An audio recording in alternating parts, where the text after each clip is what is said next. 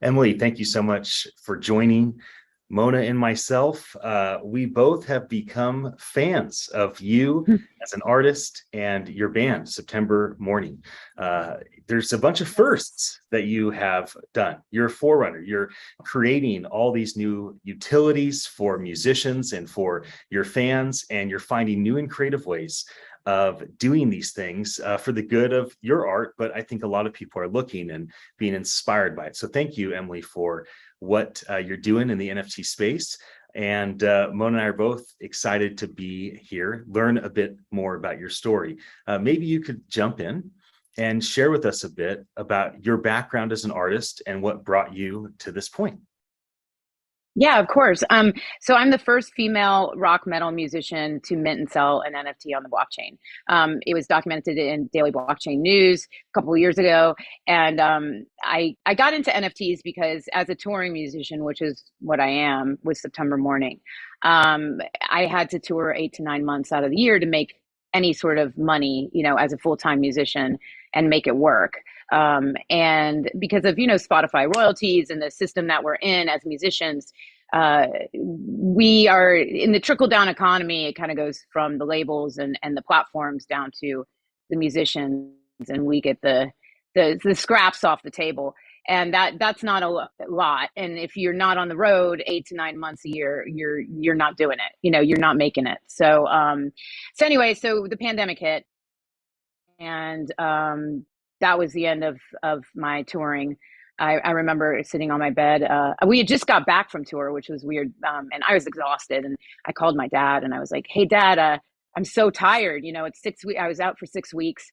I was exhausted." And he's like, "Well, good news is, you won't be going out for like probably a year and a half." And I was like, "Wait, what? Like, what's going on?" And my dad is a doctor and works with the government. And he's like, "Well, there's a pandemic coming."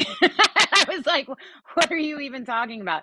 And then, of course, the news a couple weeks later, like, stay in your houses, don't go out, like, buy your groceries and wipe them down with bleach, which was probably not a good idea. But yeah, so like all of that kind of hit, and then I was stuck in the house, and I started painting because I needed to make some money.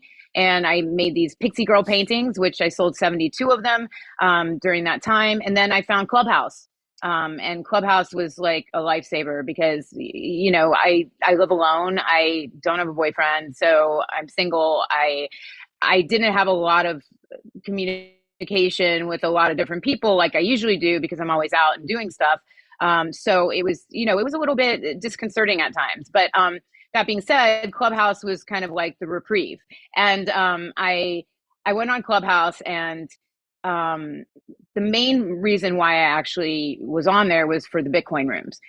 Because during the pandemic, like as I was painting these paintings, I was looking around for money wherever I could find that I stashed it.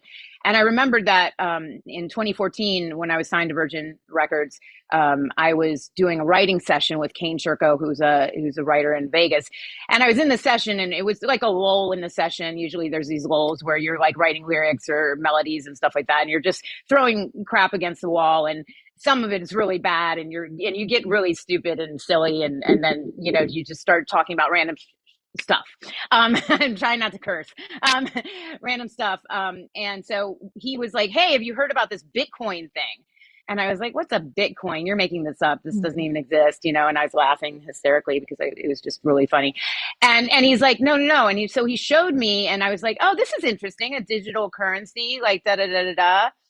And he's like, "Yeah, just throw some money in it." I threw some money in it. Like, I think it might do something, maybe not, but like, it's kind of fun, and it's fun to watch and all this sort of stuff.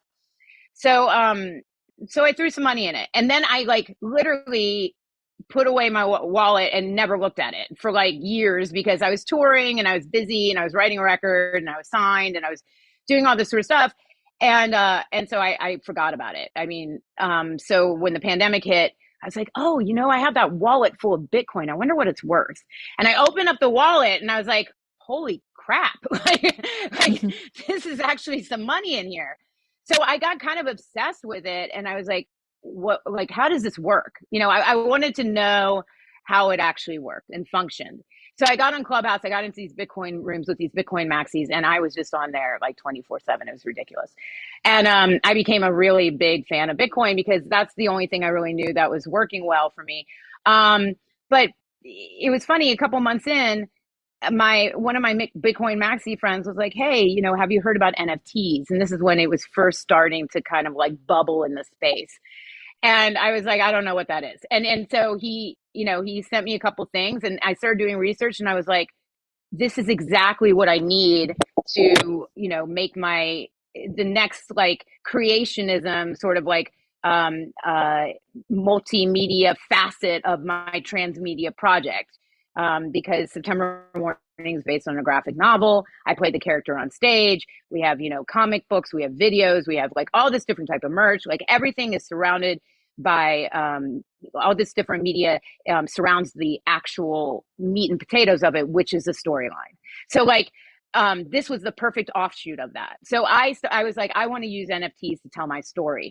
And back then, OpenSea wasn't very big. Devin was on Clubhouse. It was crazy. So I was in a room with like Alan and Devin and me and my Bitcoin Maxi friends. Like we just got in a private room and we started talking.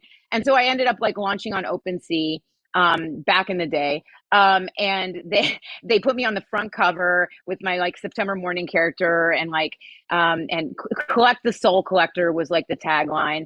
And I launched an NFT, and it had an unlockable content because I'm very into utility with NFTs, which we can talk about. But it had the unlockable content of the song download.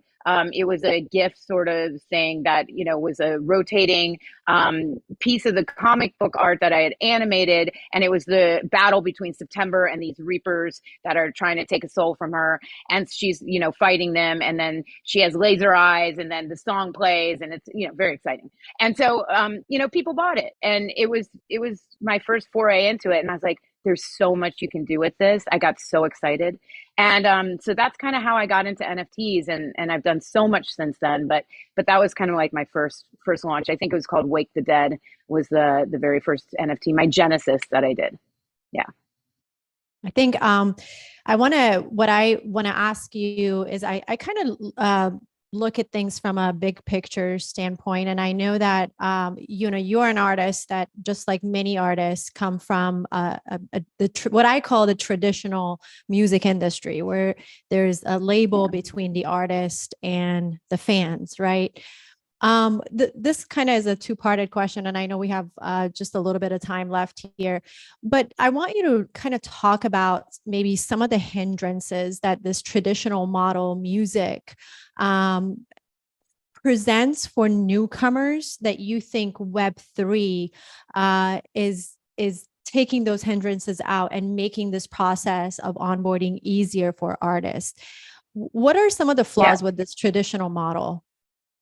I mean, the traditional model, as I kind of mentioned, before, the traditional model of music is platform and label up here, the trickle down economy, platform and label to artist. In NFTs, it's artist to platform. And that's the difference. That right there is everything you need to know about like how the money flows. You got to watch the money. You watch the money in labels. What labels knew from the jump is that whoever controls the masters controls the money. So that's why labels are so powerful. That's why they pretty much own Spotify. Like, I mean, because they own the music, and you can't do anything without the IP, right? So like, so as an independent musician, you own your own masters, you own your own IP. There's power in that. And you can leverage that through NFTs to create a better income stream. And that's right. A very, blanketed statement, but it's yeah. I mean, essentially it's creating a direct relationship between artists and fans, right? What does that really mean? Yeah, there's no third party. What does that mean? Have a direct relationship with fans. How does that change the game? I mean, anytime you take out a middleman and you have that direct communication, you become closer to your audience. And when you become closer to your audience, they become more loyal. So what niche music, like metal and like, I always put this in Clubhouse rooms or Twitter Spaces when I talk. If you look at Insane Clown Posse, they're like the best version of this. Independent musicians that have such a following, they're called the Juggalos, that they created a whole festival around their following, and they run it, and it's theirs. Like there's no label. It's them and their fans, and it's niche. So it's not massive. We're not talking about like Ariana Grande scale. We're talking about a niche market, but they make so much money because they don't have to pay out to anybody else. It's direct to them. And their fans also know that they're supporting direct to the artist. If I'm a fan and I like a band, pay them money for a CD, I want them to get the money, the bulk share of the money, because they can use that to create more art.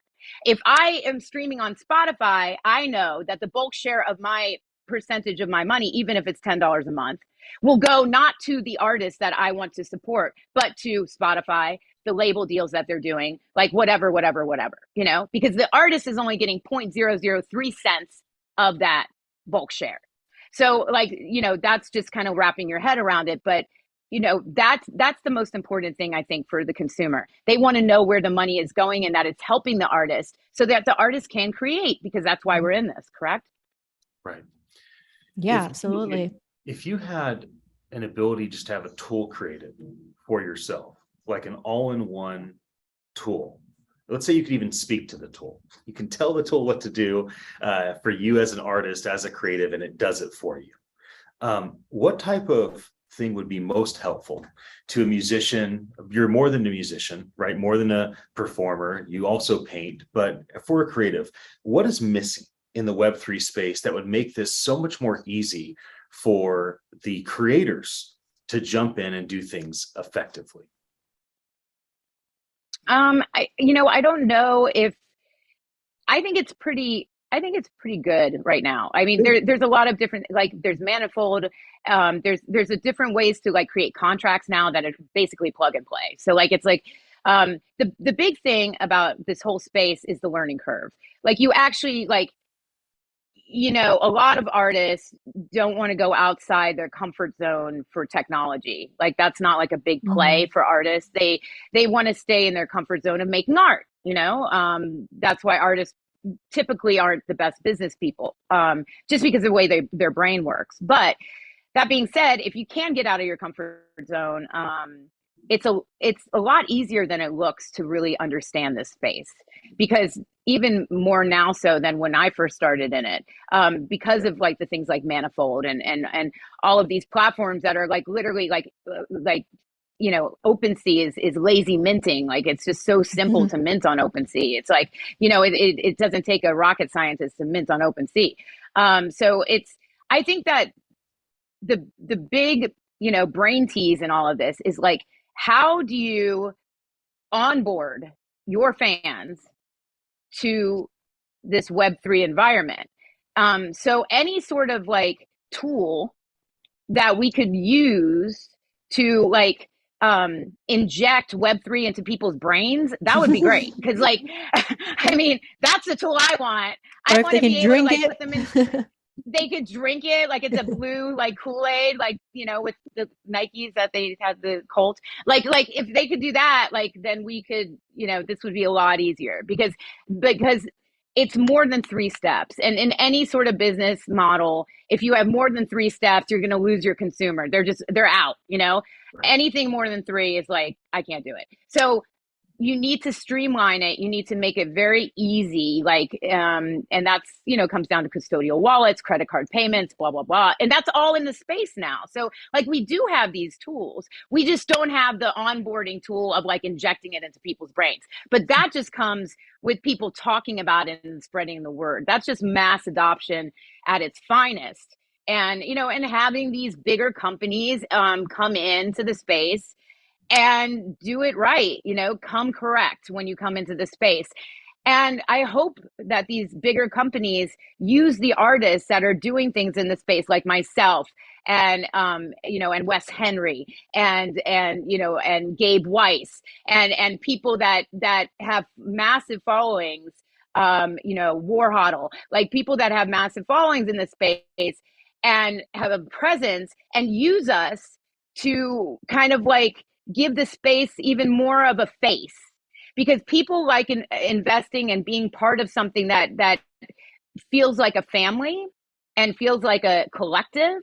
And so the more that you can visualize and put a face and a name with what you're doing in the tech space, the better it becomes. Like, for example, Tesla is big because of Elon Musk. Elon Musk is his own superstar. He can move a market at this point, and so they feed off each other. But like, because we have Elon Musk as this face and this thing, that becomes, something that we can call like family, that kind of coerces us to be part of his family and buy into his product. So I think that's really important. So use the people that are in the space that have been here from day one building, use them as your tools to propagate like some sort of mass adoption, because I think that would be really conducive to like a coming correct into the space. You mentioned custodial and non-custodial. So I wonder this. If you could have 10,000, or no, let's say 1,000. If you have 1,000 fans onboarded with their own custodial wallets, they understand the whole process. They went through the whole entire thing to get onboarded themselves. Or if you have 100,000 fans that have non-custodial wallets, maybe they came through Ticketmaster or some big entity, and they kind of funnel people in to get your NFTs, credit card, email. They don't even know what the blockchain is. If it took, let's say, a year or whatever, or years, and at the end you have 1,000 that are fully custodial, that you have direct relationship with, or 100,000, they collect your NFTs. Maybe you make a lot more money, but there's obviously some benefits and detriments to both sides. Can you speak into that for a moment? I mean, a lot of like crypto native people are very like not your keys, not your coin sort of situation. Like, if you don't have your keys to your wallet, if you're not taking that custodial, if you're not being the custodian of your own wallet, it's not really yours. There's a lot of talk of that in the space, and you're not doing right by Web3. There's a part of me that was very much like that back in the day. Like, I was like, yes, you need to have your ledger and your nano, like like it's like a whole thing, right? But then I kind of like realized, like, again, the basic consumer doesn't want to do more than 3 steps. Like, all 3 of us on this call know what a ledger is. We know how it works. There's more than 3 steps in that.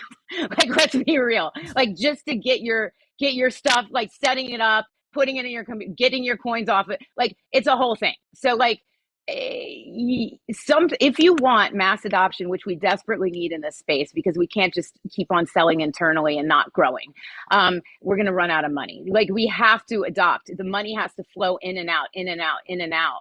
Like, that's just how consumerism works. Like, if that's the play, then we need to like kind of let go of that a little bit, because we have to bring in the normal everyday Joe that doesn't know what crypto is. They don't really, but if they get into it, like from Starbucks or from Ticketmaster, and it starts the conversation, right? And that's the big play. Start the conversation. Right. That's the big play. It's a process too, and we do have to, as we educate the folks out there, that we do also need to remind folks that it's a very nascent space. We're all building on the bleeding edge, and it's a process. It's a process that, I mean, you're seeing more, centralized companies kind of looking at this space. So people coming on board, and it's going to happen. It's a process, and our job is to kind of educate along the way. Yeah. And also, there's like, let's be real, like, we can be real on this call. Like, there's a lot of negative FUD that goes along with the crypto space and NFTs, especially because we've had rug pulls, we've had scams, we've had this, we've had that. I mean, with any burgeoning, emerging marketplace, you're going to get that. Like, that's just a given. So, but, unfortunately, we live in a world where negative press is the most efficient press for the press companies, because it gets the most clicks. So everybody wants that clickbait. So they're gonna talk more about the negative than the positive over here. I like to spin the positive, because I think that this is the future. I think the utility that you can do off of this stuff is just unreal. We haven't even touched the surface of it, and I'm really excited about it. Well, we are as well. Me too. Are there any projects of yours that have not sold out that people can get NFTs from you directly, or is everything only on the second market at this point? Right now, my September Monsters sold out. Most of my projects have sold out, but I do have the Pixie Girls NFT project on OpenSea. There's 2 left of that. Okay. The Mara Jade Pixie.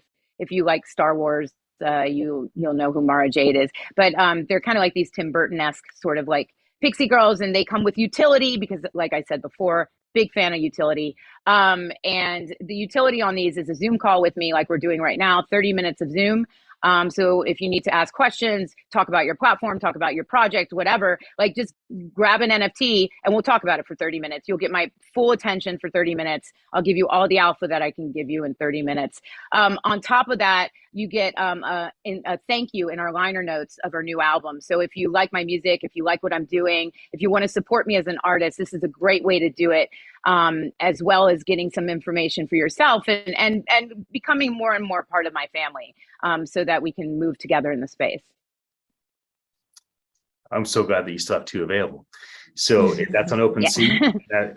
That's on OpenSea. They're super cute too. Make sure that people have it right. Yeah, it's Pixie Girls NFT on OpenSea. I can send you guys a link if you want, and so you can put it down below the video. IRLS NFT on OpenSea. Yeah. Good. Okay. Yeah. Mona, she's so cute too. She looks just like you. Thank you. Yeah, they kind of look like me, right? I mean, you've created a lot of different art and a lot of music. Yeah, you've done a lot of great collaborations. We could have a conversation with you for a long time, but people have a short attention span, including the 3 of us. But exactly. We're grateful to have you be a part of our community. Emily, you are doing awesome things. You're setting a standard, as I said earlier on, for how utility can be done in all things in a creative process, but specific to a band and a lead singer and how you're doing these different processes. We see it, we like it, and we're glad to tell our community about it. Mona, thank you for jumping in. Can you, before we wrap up, maybe just let people know a bit about Metaverse Express and where people could learn more about you, and then we'll go ahead and wind things down. Yeah, I mean, as you guys already know, I am the host of Metaverse Express newscast on YouTube. I am on Twitter as Metaverse Express and on YouTube as Metaverse Express. I put out your top 3 headlines every week on Thursdays, and I cover all things Metaverse, blockchain, gaming, and some crypto and NFTs. So be sure to tune in every Thursday at noon Eastern time on Metaverse Express YouTube channel. Emily, you are very inspiring. I hope that a lot of artists are listening, and if not listening, are coming to NFT NYC London. I don't know if you're coming or not, but we hope to have you there and just hear some of these inspiration that you shared with us today there as well. So thank you for joining us today. Thank you. Thank you for having me. And thank you guys. Of course. Thank you, Ian.